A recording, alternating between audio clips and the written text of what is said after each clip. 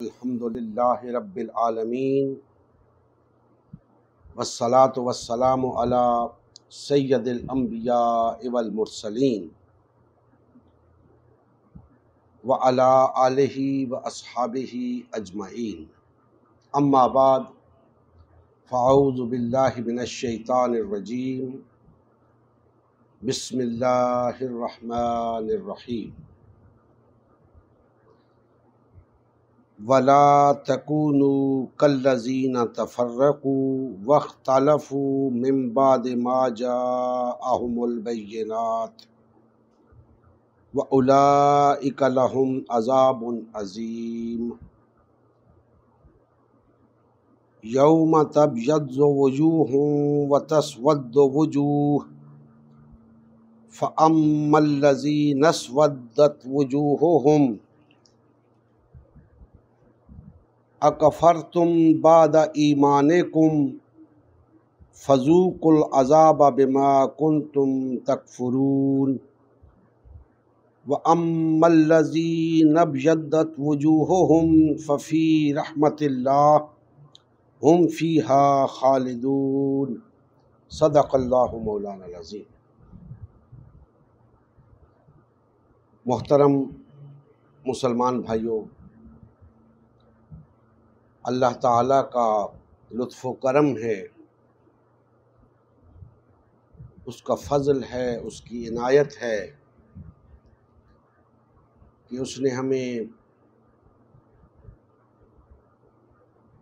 یہاں حاضر ہونے کی، اپنے ذکر کی، اپنے دین کی فکر کی توفیق عنایت فرمائی۔ اللہ تعالیٰ ہم سب کی حاضری اپنی بارگاہ میں منظور و مقبول فرمائے۔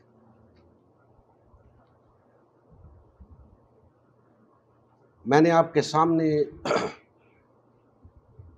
سورہ آل عمران کی آیت نمبر 105، 106 اور 107 کی تلاوت کا شرف حاصل کیا ہے۔ کوشش کروں گا کہ ان آیات مقدسہ کی روشنی میں ایسی بات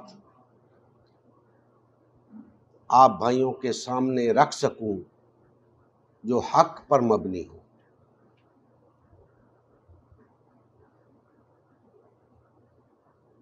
اللہ جل مجدہ نے ارشاد فرمایا کہ ان لوگوں کی طرح نہ ہو جانا جو فرقہ فرقہ ہو گئے، ٹکڑے ٹکڑے ہو گئے، تقسیم ہو گئے، اور واضح احکام آنے کے بعد ایک دوسرے سے اختلاف کرنے لگے۔ یہ وہ لوگ ہیں جن کو بڑا عذاب ہوگا، جس دن بہت سے منہ سفید ہوں گے اور بہت سے سیاہ۔ تو جن لوگوں کے منہ سیاہ ہوں گے ان سے اللہ فرمائے گا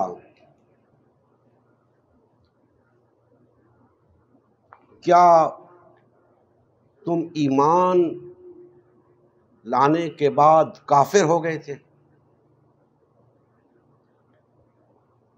اب عذاب کا مزہ چکھو اس کفر کے بدلے میں جو تم نے کیا، اور جن کے چہرے سفید ہوں گے وہ اللہ کی خاص رحمت میں ہوں گے،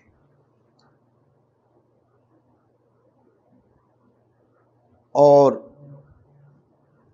ہمیشہ اس میں رہیں گے۔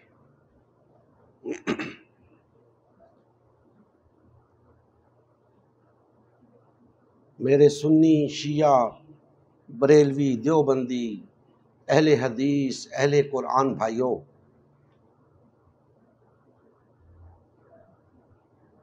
میں ہمیشہ آپ سب سے مخاطب رہا ہوں اور آپ سب کو اپنا بھائی سمجھ کر آپ سے بات کرتا ہوں۔ کبھی محبت بھری بات ہوتی ہے، کبھی نرمی سے ہوتی ہے، کبھی تلخی سے ہوتی ہے۔ ہرگز یہ نہ سمجھیے گا کہ میں آپ میں سے کسی کو اپنا دشمن سمجھتا ہوں، ہرگز نہیں۔ آپ سب میرے بھائی ہیں۔ میں فقط اور فقط اس کوشش میں ہوں کہ وہ حق بات جو آپ سے چھپائی جا رہی ہے وہ آپ تک پہنچا سکوں۔ لا محالہ آپ جب اپنے علماء سے گفتگو سنتے ہیں، تقاریر سنتے ہیں، تو میری باتیں آپ کو مختلف سی لگتی ہیں، عجیب سی لگتی ہیں، انوکھی سی لگتی ہیں، تو اس پر غصہ ہونے کی بجائے یا ہمیں برا بھلا کہنے کی بجائے آپ کا فرض ہے کہ آپ سوچیں کہ کہیں آپ اندھی تقلید کا شکار تو نہیں ہیں، کہیں آپ فرقہ وارانہ تعصب میں تو مبتلا نہیں ہیں۔ غیر جانبدار ہو کے ان باتوں کا موازنہ کیا کریں جو آپ کو میرے اور اپنے علماء کے درمیان اختلافی نظر آتی ہیں۔ ان کا موازنہ کریں قرآن و سنت کی روشنی میں۔ آپ پر یہ حقیقت عیاں ہو جائے گی کہ حق کیا ہے۔ لہذا جو گفتگو آپ سے کی جاتی ہے آپ کے بھلے کے لیے کی جاتی ہے، آپ پر تنقید کے لیے نہیں، آپ کو نیچا دکھانے کے لیے نہیں، آپ کو شرمندہ کرنے کے لیے نہیں، بلکہ اس لیے کہ ہم سب بھائی بھائی ہیں اور بھائی ہونے کے ناطے ہمیں ایک دوسرے کی خیرخواہی کرنی چاہیے۔ ہم چاہتے ہیں کہ ہمارے بھائی اس دنیا کے اندر بھی کامیاب ہوں، آخرت کے اندر بھی کامیاب ہوں۔ اس لیے جب اصلاح کی بات ہوتی ہے تو عین ممکن ہے کہ وہ کچھ کڑوی ہو، وہ کچھ تلخ ہو، تو اسے کوشش کیا کرے کہ صبر اور تحمل کے ساتھ اسے سنیں، اس پہ توجہ دیں۔ اگر وہ قرآن و سنت کے مطابق ہے تو پھر اسے قبول کریں، قرآن و سنت سے ہٹ کے ہے اسے دیوار پہ دے مارے، اس کی کوئی اہمیت ہی نہیں رہتی۔ لیکن قرآن و سنت کی اہمیت اپنی جگہ موجود ہے، اس سے اگر آپ انحراف کریں گے تو پھر ہمارے اور آپ کے درمیان یہ خلیج قائم رہے گی۔ ہمارے دل میں تو کچھ نہیں ہوگا، آپ کے دل میں بہت سی برائیاں جنم لیں گی، ہمارے بارے میں بغض بھی ہوگا، حسد بھی ہوگا، کینہ بھی ہوگا، نفرت بھی ہوگی۔ تو ان چیزوں کو اگر دل سے نکالنا چاہتے ہیں تو اس کے لیے آپ کو ان باتوں پہ غیر جانبدارانہ نظر ڈالنی ہوگی، مخلص ہو کے خالصتاً اللہ کی رضا کے لیے ان باتوں پہ توجہ دینی ہوگی، تب جا کر بات آپ کی سمجھ میں آئے گی۔ اب ہم اپنے موضوع کی طرف بڑھتے ہیں۔ اللہ جل مجدہ نے مسلمانوں کو، صاحبان ایمان کو مخاطب کر کے فرمایا کہ ان لوگوں کی طرح نہ ہو جانا جو فرقہ فرقہ ہو گئے، تقسیم ہو گئے۔ کون لوگ؟ یہود و نصارہ۔ اللہ جل مجدہ نے بے شمار مقامات پر قرآن مجید کے اندر یہود و نصارہ کی مثالیں دے کر ہمیں مسلمانوں کو سمجھایا ہے، آنے والے وقت کے لیے متنبہ کیا ہے۔ یہ آیات بھی تنبیہ ہے مسلمانوں کے لیے کہ مسلمانوں، آج تو تم متحد ہو، تمہارے اندر وحدت ہے، لیکن آئندہ چل کر ان لوگوں کی طرح نہ ہو جانا، یہود و نصارہ کی طرح نہ ہو جانا، جنہوں نے اپنے دین کو ٹکڑے ٹکڑے کر ڈالا، جو فرقہ فرقہ ہو گئے، پارٹی بازی کا شکار ہو گئے، اور واضح احکامات آ جانے کے بعد آپس میں اختلاف کیا۔ یعنی ایسا نہیں کہ انہیں علم نہ تھا کہ حق کیا ہے، یہود و نصارہ جانتے تھے کہ حق کیا ہے، اس کے باوجود ٹکڑے ٹکڑے ہو گئے، تفرقے میں مبتلا ہو گئے، پارٹی بازی کا شکار ہو گئے، اپنے مفادات کے لیے، اپنی دنیاوی اغراض کے لیے، اپنی انا کے لیے۔ تو ہمیں متنبہ کیا جا رہا ہے کہ ایسا نہ کرنا، ایسے لوگوں کو سخت عذاب ہوگا۔ کب ہوگا؟ جس دن کچھ لوگ ایسے ہوں گے جن کے منہ، جن کے چہرے سفید ہوں گے، کچھ لوگ ایسے ہوں گے جن کے چہرے سیاہ ہوں گے۔ تو جن کے چہرے سیاہ ہوں گے قیامت والے دن، ان سے کہا جائے گا کہ کیا تم ایمان لانے کے بعد کافر ہو گئے تھے؟ اب دوستان محترم، یہاں پہ رکیے اور ذرا غور کیجئے کہ یہاں بات چل رہی ہے صاحبان ایمان کی، انہی کو تنبیہ کی جا رہی ہے کہ تفرقے میں نہ پڑنا، ان لوگوں کی طرح نہ ہو جانا جو تفرقے میں مبتلا ہو گئے، کیونکہ ایسے لوگوں کو عذاب ہوگا۔ اور پھر فرمایا کہ جن کے چہرے سیاہ ہوں گے ان سے کہا جائے گا کیا تم ایمان لانے کے بعد کافر ہو گئے تھے؟ گویا یہ بات واضح ہو گئی کہ یہ سیاہ چہروں والے وہ مسلمان ہوں گے، وہ مومن ہوں گے جو ایمان لانے کے بعد کفر کر بیٹھے۔ اور کفر بھی کون سا کفر کیا؟ تفرقے میں مبتلا ہو گئے۔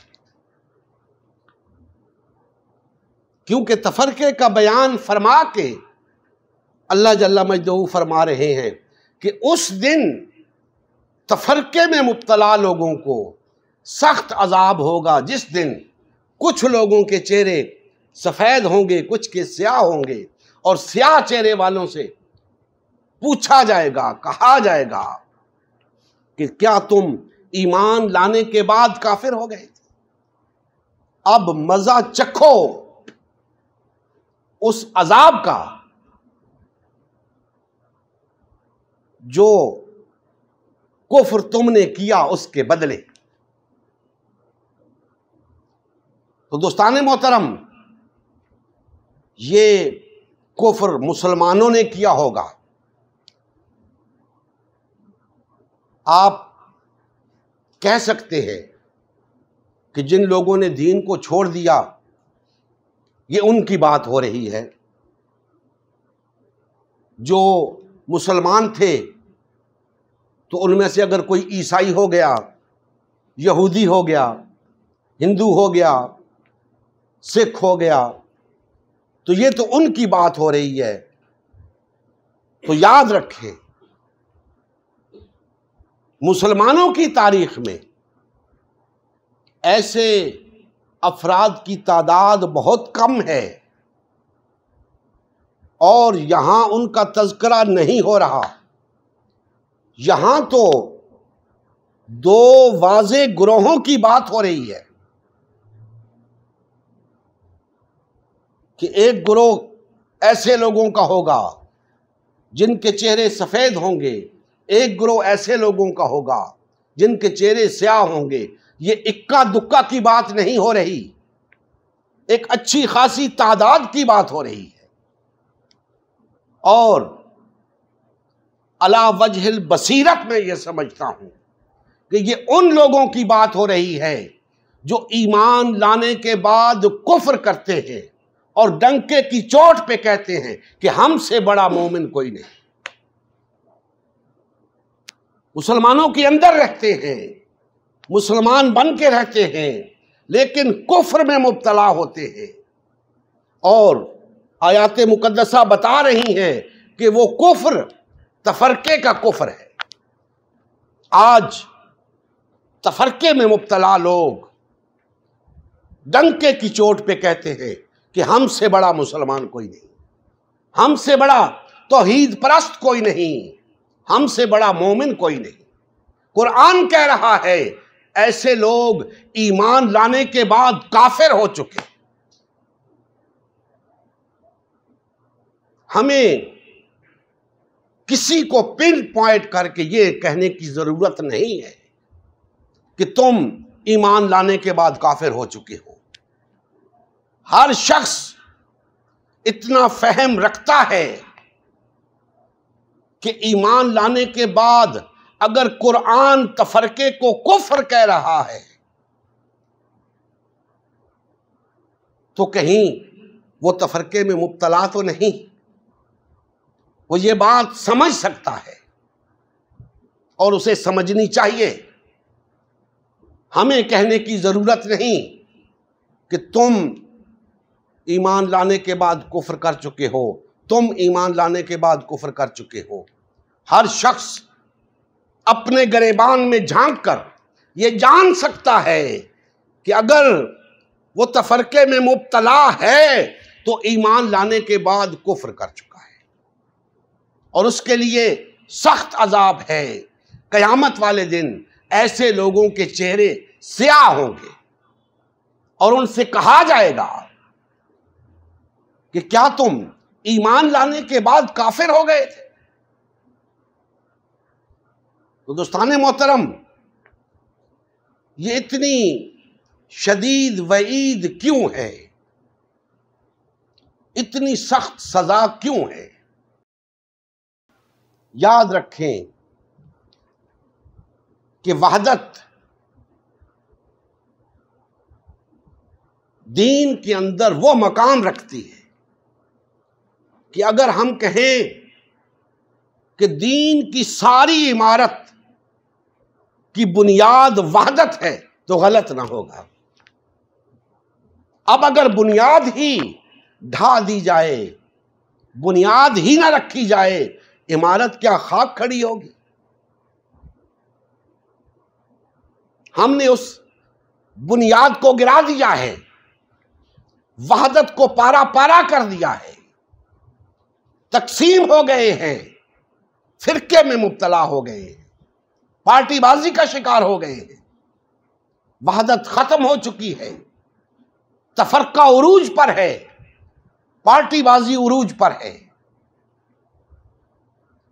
تو آج یہ آیات مقدسہ ہمیں متنبہ کر رہی ہیں، آگاہ کر رہی ہیں کہ مسلمانوں،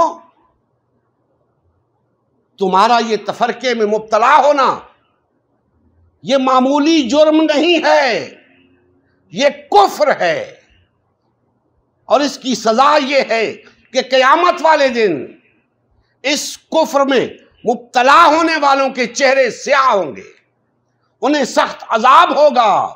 یہ ایمان کے بعد کفر اختیار کرنے کے مترادف ہے۔ اب دوستان محترم، اس سے واضح بات اور کیا کہی جا سکتی ہے، لیکن افسوس کہ آج یہ دین کی یہ حقیقت لوگوں کو نہیں بتائی جاتی، عام مسلمانوں کو نہیں بتائی جاتی۔ عام مسلمانوں سے دین کی حقیقت پوشیدہ رکھی جاتی ہے۔ وجہ کیا ہے؟ وجہ فقط یہ ہے کہ اگر دین کی حقیقت سامنے آ گئی تو تفرقے کا پردہ چاک ہو جائے گا، پارٹی بازی کا راز عیاں ہو جائے گا، دکانداریاں ختم ہو جائیں گی، دکانیں بند ہو جائیں گی، مفادات کا کھیل ختم ہو جائے گا۔ لہذا حقائق پہ پردہ ڈالا جاتا ہے،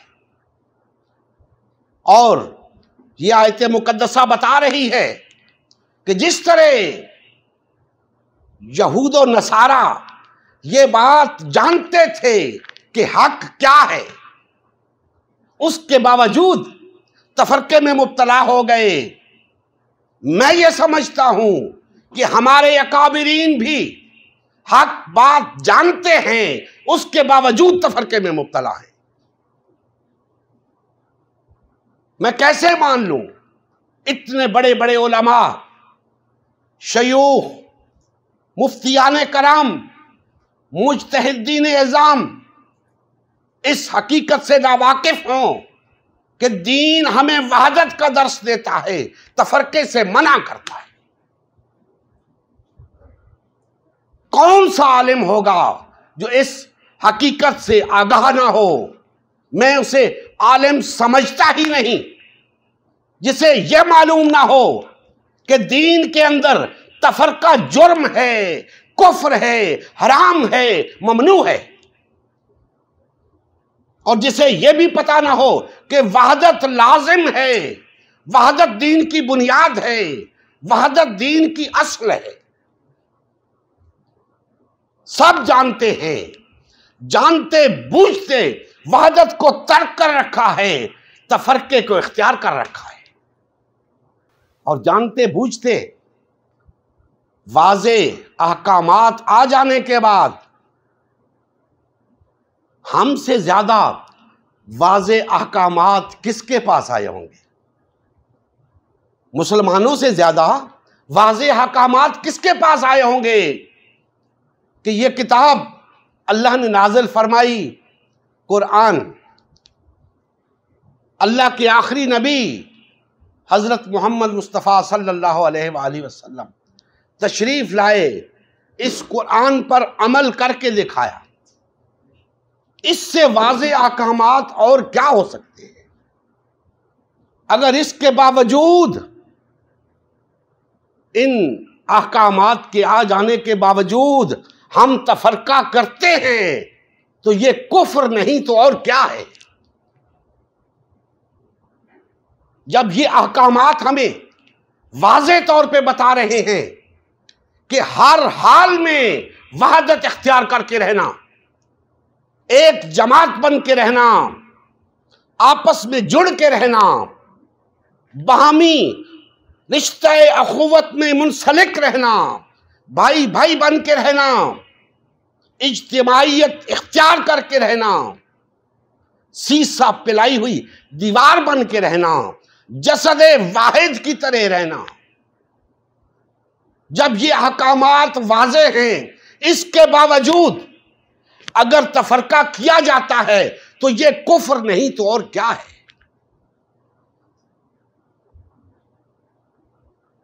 اسی لیے اس کی اتنی شدید وعید آئی ہے، اسی لیے اتنی سخت سزا آئی ہے اس کی. اور پھر آگے وحدت اختیار کرنے والوں کے بارے میں فرمایا ان کے چہرے نورانی ہوں گے، ان کے چہرے سفید ہوں گے، اور وہ اللہ کی رحمت کے سائے میں ہوں گے، ہمیشہ ہمیشہ وہی رہیں گے. اب دوستان محترم، یہ دو چیزیں واضح طور پہ نظر آ رہی ہیں، یہ دونوں ایک دوسرے کی ضد ہیں. اللہ کے عذاب کا شکار ہونا اور اللہ کی رحمت کا باعث بننا، اللہ کی رحمت کے سائے میں آنا اور جہنم کا ایندھن بننا، یہ دو بالکل مختلف چیزیں ہیں. ایسے ہی جیسے وحدت اور تفرقہ. یہ بات ہمیں سمجھ لینی چاہیے کہ تفرقے میں مبتلا رہ کر اللہ کے عذاب سے بچنے کی کوئی سبیل نہیں. اگر ہم اللہ کے عذاب سے بچنا چاہتے ہیں تو ہمیں وحدت اختیار کرنی ہوگی. اب دوستان محترم، یہ وحدت ہمارے اندر نہیں ہے، ہر شخص جانتا ہے، اور پارٹی بازی اور تفرقہ عام ہے. ہم نے اس پارٹی بازی اور تفرقے کو روکنے کے لیے اور وحدت کو قائم کرنے کے لیے اس جدوجہد کا آغاز کیا ہے. امت مسلمہ کی تشکیل نو. ہم یہ سمجھتے ہیں کہ امت مسلمہ کی تشکیل نو یہ ہے کہ وہ تمام لوگ جو اپنے آپ کو دائرہ ایمان میں سمجھتے ہیں، اپنے آپ کو مسلمان سمجھتے ہیں، وہ ایک جھنڈے تلے آ جائیں، وحدت اختیار کر لیں. تفرقے میں مبتلا رہنے کا کوئی جواز نہیں ہے. آپ جس سے پوچھیں کہ امت مسلمہ مسلمانوں کی واحد جماعت تھی،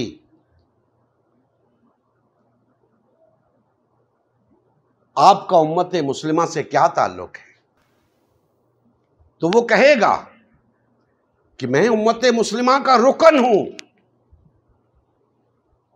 لیکن دوسری طرف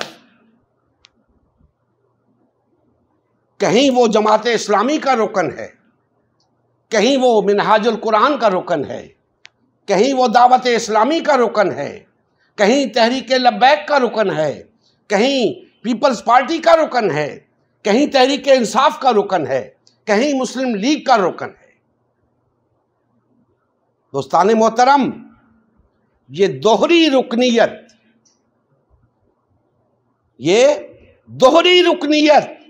آپ کی رکنیت کو مشکوک بنا رہی ہے. دوہری شہریت تو آپ نے سنی ہے نا، کہ ایک شخص پاکستان کا شہری بھی ہے اور برطانیہ کا شہری بھی ہے. کیا پتا کس کا وفادار ہے،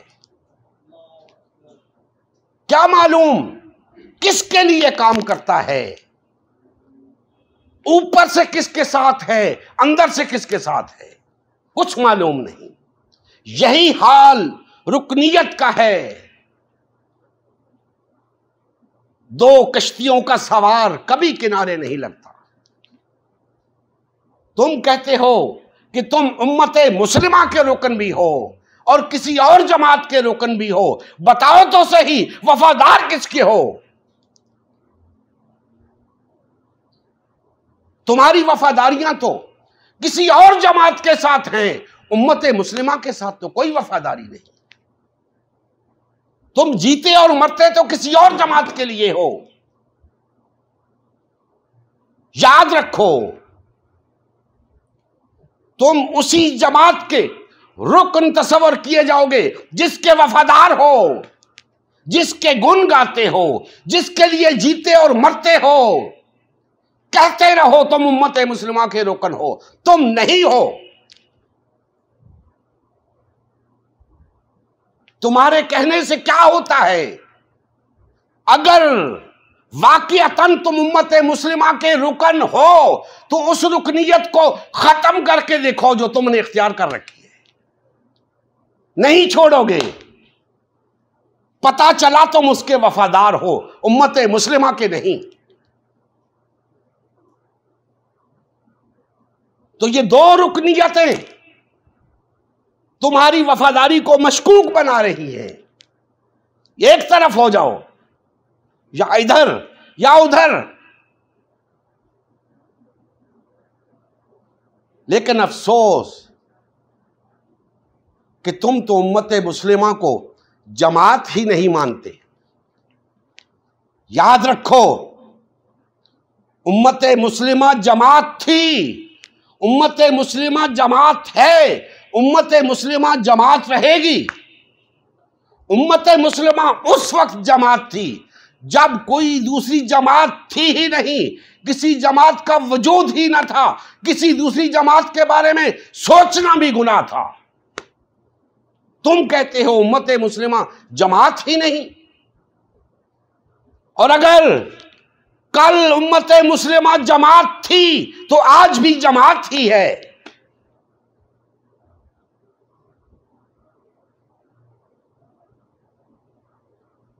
تمہیں اپنی جماعتوں کی بہت فکر رہتی ہے، اللہ اور اس کے رسول کی جماعت کی کوئی فکر نہیں۔ ہر وقت اپنی جماعت کی فکر رہتی ہے، اپنی جماعت کی بقا کے لیے جنگ لڑتے ہو، سب کچھ کرتے ہو۔ کیا کیا تم نے امت مسلمہ کے لیے؟ کچھ بھی نہیں۔ تو کیسے تعلق جتاتے ہو، کیسے نسبت جتاتے ہو امت مسلمہ کے ساتھ؟ اگر امت مسلمہ کے ساتھ نسبت قائم رکھنی ہے تو امت مسلمہ کے لیے مخلص ہونا پڑے گا۔ وہ سب کچھ امت مسلمہ کے لیے کرنا ہوگا جو آج اپنی اپنی جماعتوں کے لیے کر رہے ہو، اپنے اپنے فرقوں کے لیے کر رہے ہو۔ اگر تم ہم جیسے انسانوں کے سامنے یہ بات ثابت نہیں کر سکتے کہ تم امت مسلمہ کے وفادار ہو، اللہ کے سامنے کیا کرو گے؟ پہلے یہاں تو ثابت کرو کہ تم محض امت مسلمہ کے وفادار ہو، کسی اور جماعت کے نہیں۔ دوستان محترم،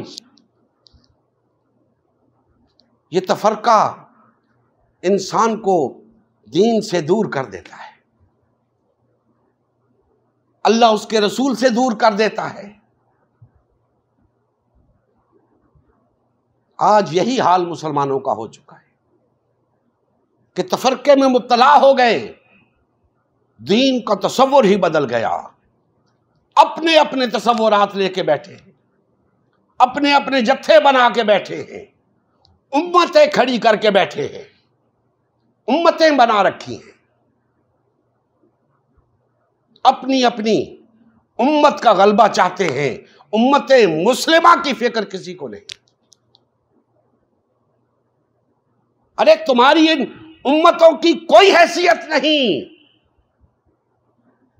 یہ تم نے حق نبوت پہ ڈاکہ ڈال رکھا ہے، کوئی حیثیت نہیں ان کی۔ جب تک تم ان جماعتوں کو چھوڑ کر ایک پلیٹ فارم پہ نہیں آتے، ایک جھنڈے تلے نہیں آتے، تمہارا ایمان ثابت نہیں ہوتا، کیونکہ اس پلیٹ فارم کو چھوڑ کر تفرقے میں مبتلا ہونا تو کفر کی علامت ہے، قرآن کہہ رہا ہے۔ تو پہلے اپنے ایمان کو ثابت کرو تفرقے کو ترک کر کے، اور جب تفرقہ ترک کر دو گے پتہ چل جائے گا تم نے ان جماعتوں کو چھوڑ دیا، تمہیں ایمان کی سمجھ آ جائے گی۔ کفر میں مبتلا رہ کر ایمان کی سمجھ کیسے آئے گی؟ کفر کو چھوڑو، کفر کا انکار کرو، پھر بات سمجھ آئے گی ایمان کی۔ ابھی تم چمٹے ہوئے ہو تفرقے کے ساتھ، بات کرتے ہو ایمان کی۔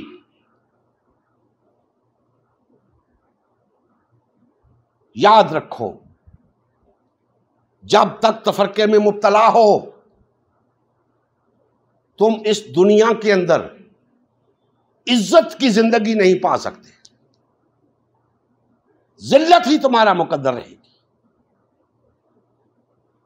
ہم کیوں تمام بھائیوں کے طعنے سن رہے ہیں، تمام بھائیوں کی ملامت سن رہے ہیں، ان کی تنقید سن رہے ہیں، ان کے اعتراضات سن رہے ہیں؟ صرف اور صرف اس لیے کہ اس دنیا کے اندر عزت کی زندگی جینے کا فقط ایک طریقہ ہے کہ لوٹ آؤ قرآن و سنت کی طرف، وحدت اختیار کر لو، چھوڑ دو اس تفرقے کو، اس پارٹی بازی کو۔ جب تک مسلمان اس تفرقے کا شکار رہیں گے، پارٹی بازی کا شکار رہیں گے، ہم انہیں وحدت کی دعوت دیتے رہیں گے، ہم انہیں بتاتے رہیں گے بھائیو جو طرز عمل تم نے اختیار کر رکھا ہے قرآن اسے کفر قرار دیتا ہے۔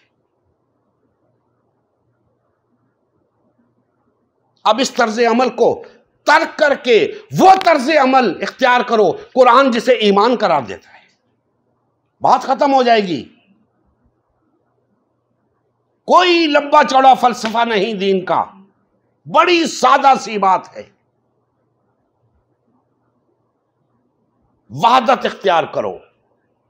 دین کی بنیاد توحید ہے، توحید سارے دین کے اندر ہے۔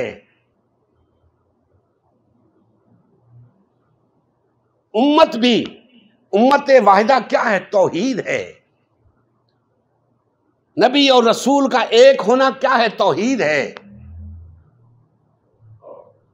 یہ کتاب کا ایک ہونا کیا ہے؟ یہ توحید ہے۔ پورے دین کے اندر ہر شے ایک ہے، کہیں دو نہیں، ہر شے ایک، الہ سے لے کر چھوٹے سے چھوٹے مسئلے تک ہر شے ایک ہے، کہیں بھی دو نہیں۔ دوئی شرک ہے، دوئی تضاد ہے، دوئی فساد ہے، دوئی جھگڑا ہے، دوئی بغاوت ہے، اسی لیے دین میں نہیں ہے۔ ایک توحید، تو مسلمانوں کا ایک ہونا بھی توحید ہے۔ ہم نے صرف توحید کو اللہ کے ساتھ، اللہ کی صفات کے ساتھ، اللہ کی ذات کے ساتھ جوڑ رکھا ہے، نہیں، ہمارے ہر عمل سے توحید کا مظاہرہ ہونا چاہیے۔ تو ہمارا یہ وحدت اختیار کرنا عین توحید ہے، اور تفرقے میں مبتلا ہونا شرک ہے۔ میری تمام مسلمان بھائیوں سے گزارش ہے کہ بھائیو، کوئی عقل سلیم رکھنے والا شخص تفرقے کو درست قرار نہیں دے گا، تفرقے کو مفید قرار نہیں دے گا۔ تم کس غلط فہمی کا شکار ہو؟ اور یہ جو تمہیں عجیب عجیب فلسفے بتائے جاتے ہیں کہ جی ہم تو تفرقے میں نہیں، تفرقہ تو وہ کر رہے ہیں، فلاں کر رہے ہیں، فلاں کر رہے ہیں، یاد رکھو تمہارے علماء تمہیں کبھی نہیں بتائیں گے تفرقہ کیا ہوتا ہے. آؤ میں تمہیں بتاتا ہوں تفرقہ کیا ہوتا ہے. مسلمانوں کا متعدد مذہبی اور سیاسی جماعتوں میں تقسیم ہو جانا تفرقہ ہے. مسلمانوں کا متعدد مذہبی اور سیاسی جماعتوں میں تقسیم ہو جانا تفرقہ ہے. کیا آج سینکڑوں جماعتوں میں تم تقسیم نہیں ہو؟ یہی تو تفرقہ ہے. اسی کو تو ترک کرنا ہے. اسی کو تو قرآن کفر کہہ رہا ہے. اس سے اور واضح اور سادہ الفاظ کیا ہو سکتے ہیں؟ اس تفرقے کو ترک کرنا ہے اور ایک جماعت بن جانا ہے. اور یاد رکھیں، وحدت جماعتوں کے اکٹھ کو نہیں کہتے، افراد کے اکٹھ کو وحدت کہتے ہیں. یہ جو جماعتوں کو اکٹھا کر کے وحدت کریٹ کرنے کی کوشش کی جاتی ہے، لوگوں کو جھانسا دیا جاتا ہے ہم اکٹھے ہو رہے ہیں، یہ غلط ہے. ان جماعتوں کو چھوڑو تب وحدت قائم ہوگی. جماعتوں کے ساتھ چمٹے رہو اور پھر کہو کہ ہم وحدت قائم کریں گے، این خیال استو محال استو جنو، ایسا ممکن نہیں. اگر واقعتاً وحدت چاہتے ہو تو پھر اس نقصان کی فکر نہ کرو جو تمہیں ان جماعتوں کو چھوڑنے سے ہوگا. اس نقصان کی فکر کرو جو دائمی ہے، جو قیامت کے دن ہونے والا ہے. اس نقصان کی فکر کرو. آج اگر یہ جماعتیں چھوڑنے سے، یہ جماعتیں توڑنے سے تمہارا نقصان ہوتا ہے تو پرواہ نہ کرو. اس نقصان کی فکر کرو جس کے بعد تمہارے پلے کچھ نہیں رہے گا. اس نقصان کی فکر کرو. اس دن کی فکر کرو جس دن سفید چہروں والے بھی ہوں گے، سیاہ چہروں والے بھی ہوں گے. اور آج اگر تم نے اپنے اس نقصان کو برداشت نہ کیا تو ایسا نہ ہو کہ اس دن تمہارا شمار سیاہ چہرے والوں میں ہو. اللہ نے تو کھول کھول کر بیان کر دیا ہے. تم نہ سمجھو، تمہاری اپنی قسمت، تمہارا اپنا نصیب. وما علینا الا البلاغ المبین. نبی کریم صلی اللہ علیہ وآلہ وسلم کی زندگی کا مقصد غلبہ دین اسلام تھا. اس مقصد کے حصول کے لیے امت مسلمہ کی تشکیل ہوئی. امت مسلمہ نے نبی کریم صلی اللہ علیہ وآلہ وسلم کی سیادت و قیادت میں اسلام کو غالب و نافذ کیا. جب تک امت مسلمہ میں وحدت رہی، اسلام کا غلبہ برقرار رہا. جیسے ہی امت مسلمہ میں تفرقہ رونما ہونا شروع ہوا، یعنی پارٹی بازی شروع ہوئی، اسلام کا غلبہ جاتا رہا. آج غلبہ دین اسلام کی بحالی کی واحد صورت امت مسلمہ کی تشکیل نو ہے. الحمدللہ ہم نے غلبہ دین اسلام کی بحالی کے لیے اللہ کے رسول کی جماعت امت مسلمہ کو بحال و فعال کرنے کا بیڑا اٹھایا ہے. یہ ہمارا ہی نہیں، ہر کلمہ گو کا اولین فریضہ ہے کہ ہر قسم کے باطل اور طاغوتی نظام کے خلاف اٹھ کھڑا ہو اور غلبہ دین اسلام کی بحالی کے لیے فرقہ واریت اور پارٹی بازی سے کنارہ کش ہو کر صرف اور صرف امت مسلمہ کو بحال و فعال کرنے میں اپنا تن من دھن لگائے. اس مشن کا حصہ بن کر اپنا فرض منصبی ادا کیجیے، حق مسلمانی ادا کیجیے. مزید تفصیل کے لیے ہمارا یوٹیوب چینل امت مسلمہ سبسکرائب کریں. ہمارا فیس بک پیج امت مسلمہ کی تشکیل نو لائک کریں. اس پیغام کو زیادہ سے زیادہ شیئر کریں. سوال و جواب یا فیڈ بیک کے لیے ہمارا واٹس ایپ گروپ یا میسنجر گروپ جوائن کریں یا اس نمبر پر رابطہ کریں. نمبر اور تمام لنکس ڈسکرپشن میں بھی موجود ہیں. جزاک اللہ خیر.